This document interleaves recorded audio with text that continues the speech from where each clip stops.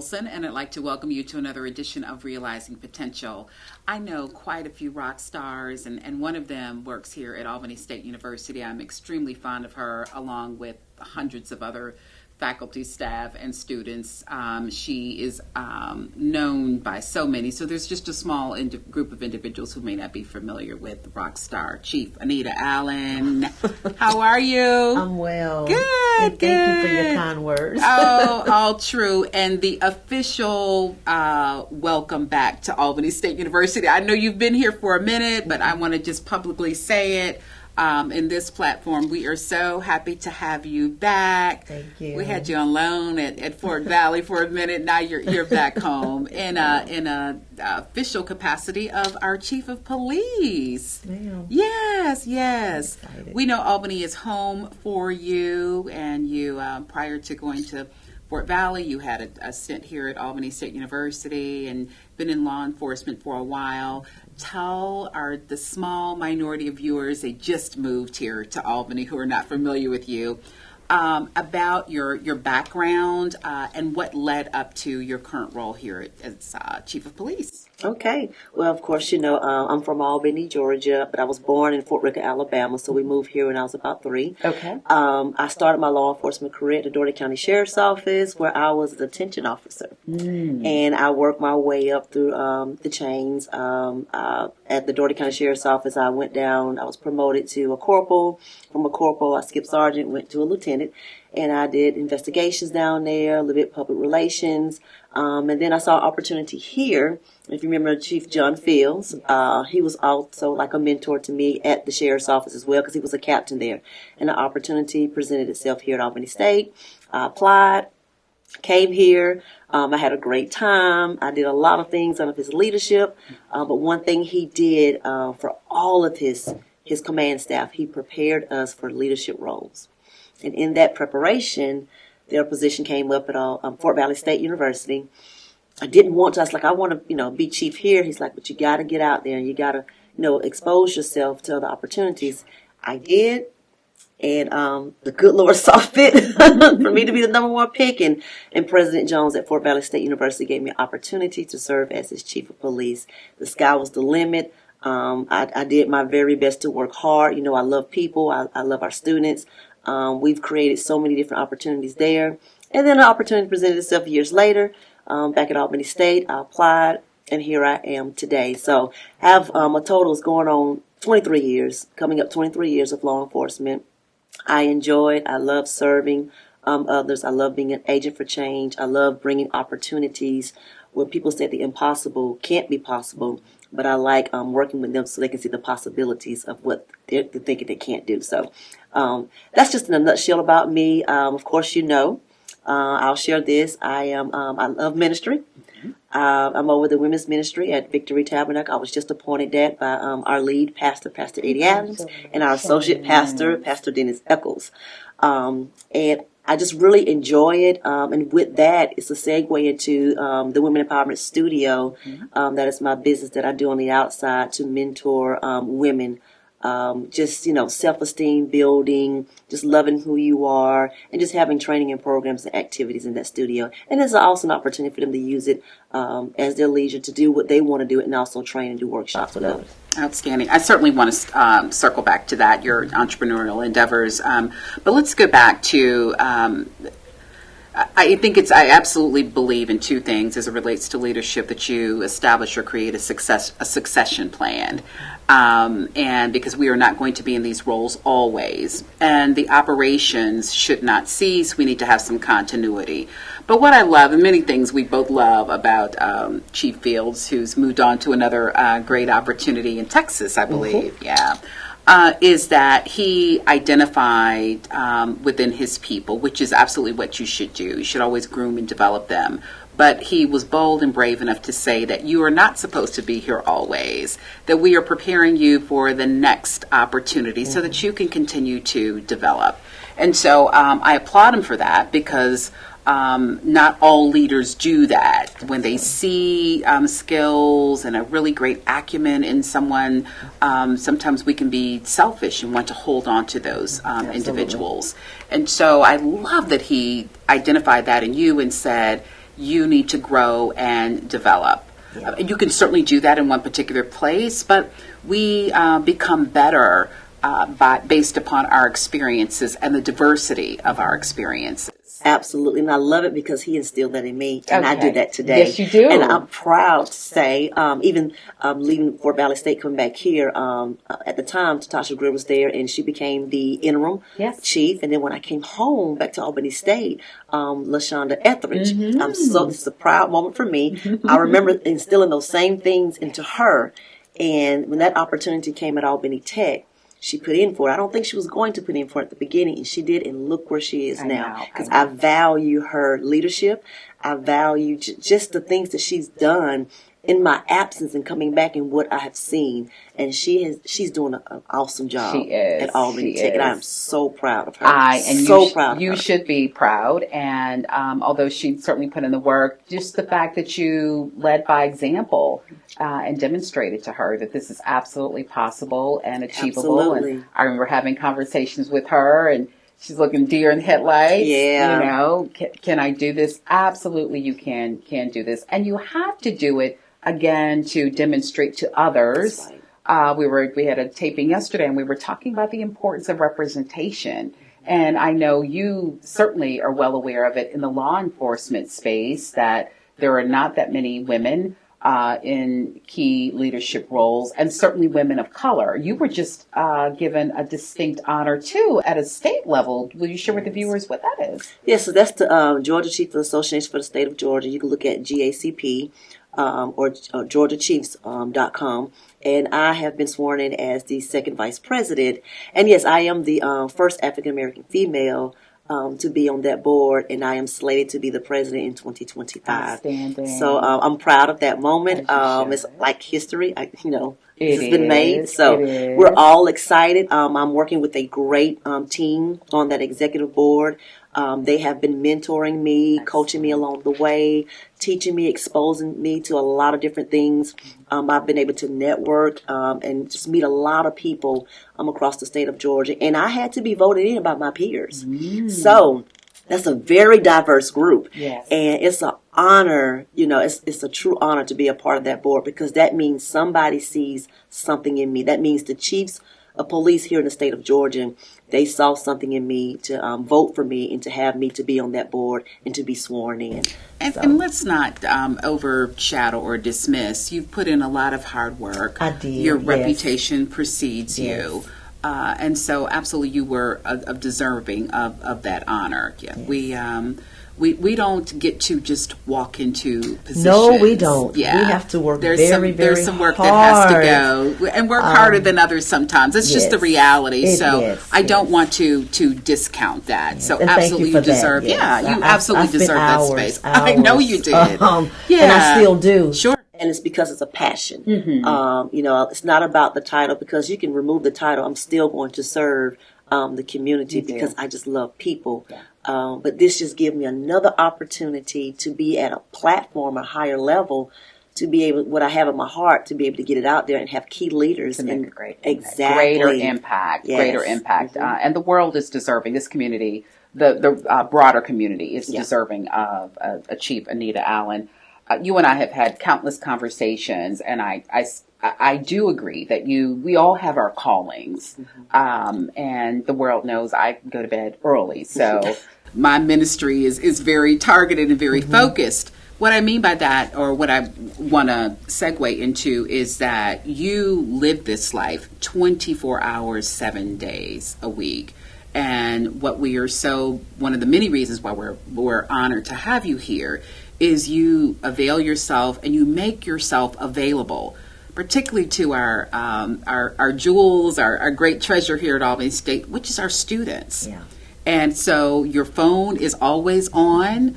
You have built a rapport and you have a great reputation among our students. And they know in moments of distress or crisis, or just to say, hey, Chief, I'm doing really well. I just wanted you to know that I got an A, or I thought I wasn't going to make it out of the situation, but I did.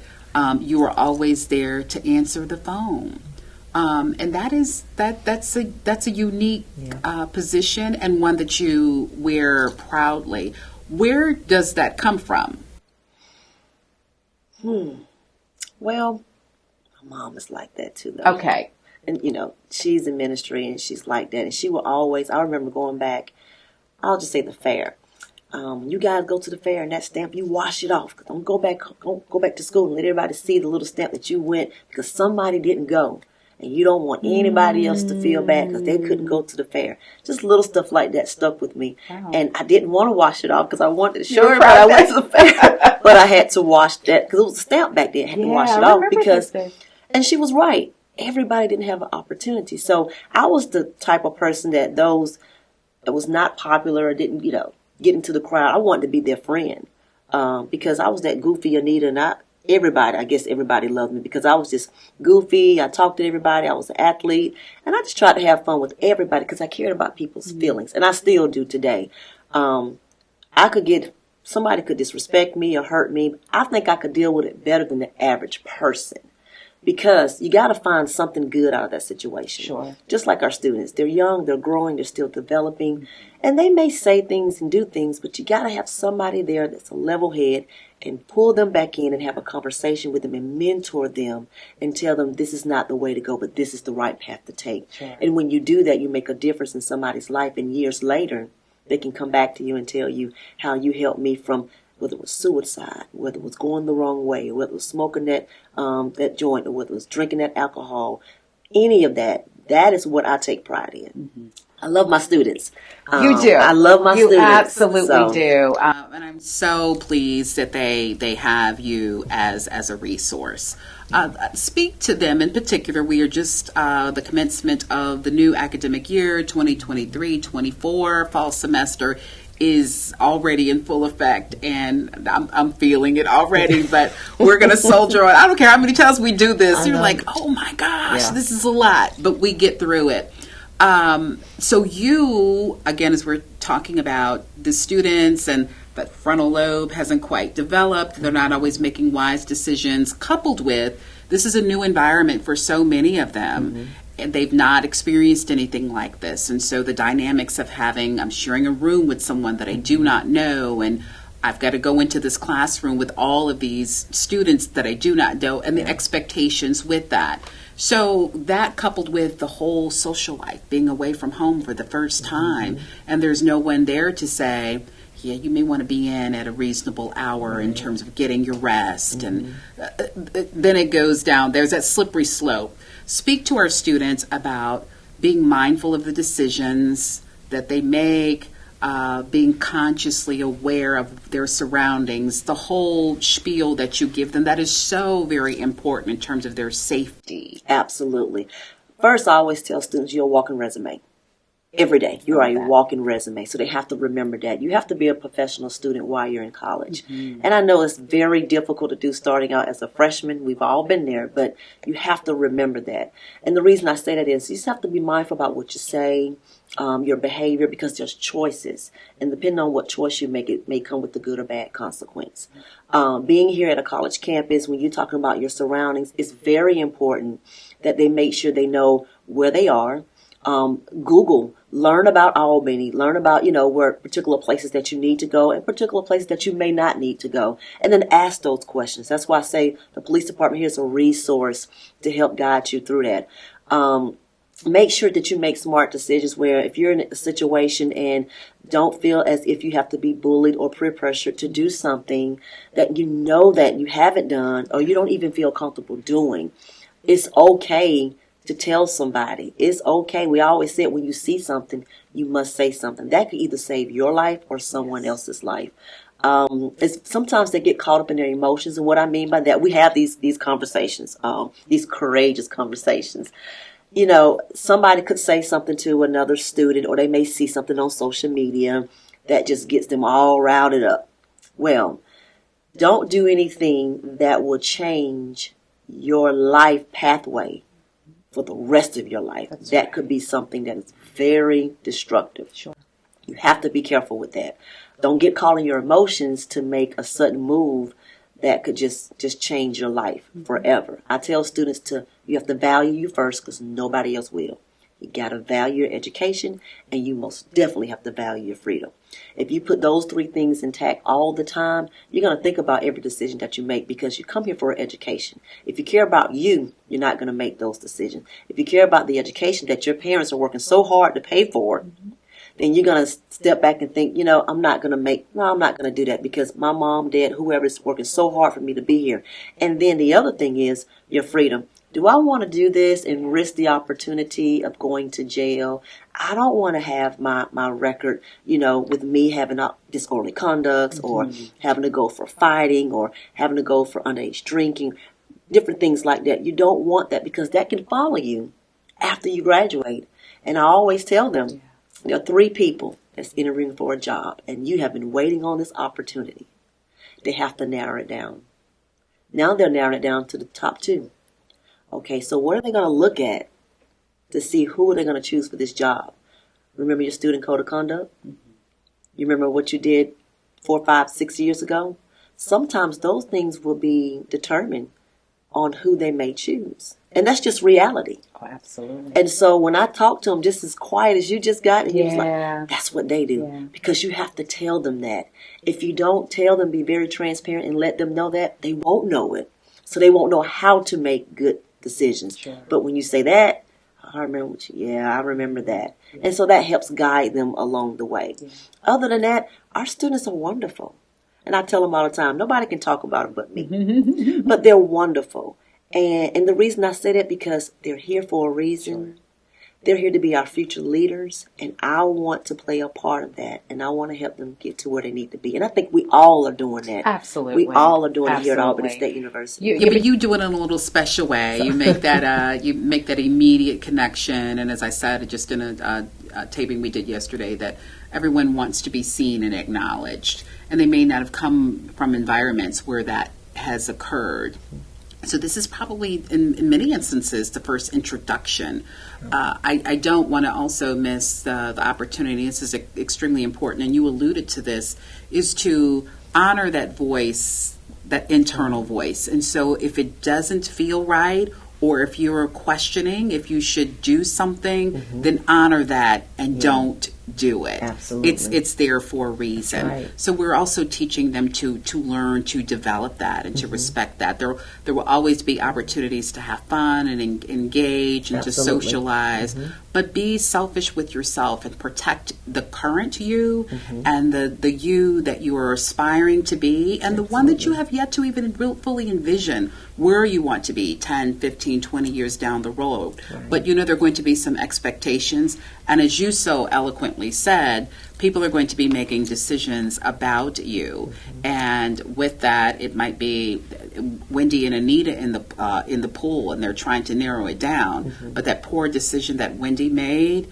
15 years ago, because we're living in the age where everything is traceable, and just with a few Google searches, a few clicks, your whole life is unfolded. Yes. And as I used to tell mine, who are now young adults, and Mom, I'm delete that off of social media. Yeah. And they're like, oh, Mom, and they do it. But I said, also remember, even though with that deletion, somebody took a screenshot of it. Yeah. There's always that possibility, waiting for that moment to present it to the world. So they have a lot of, our young people have a lot of pressure that you or I may not have had to deal with in our lives. And so I want them to also be mindful of that. And it's okay.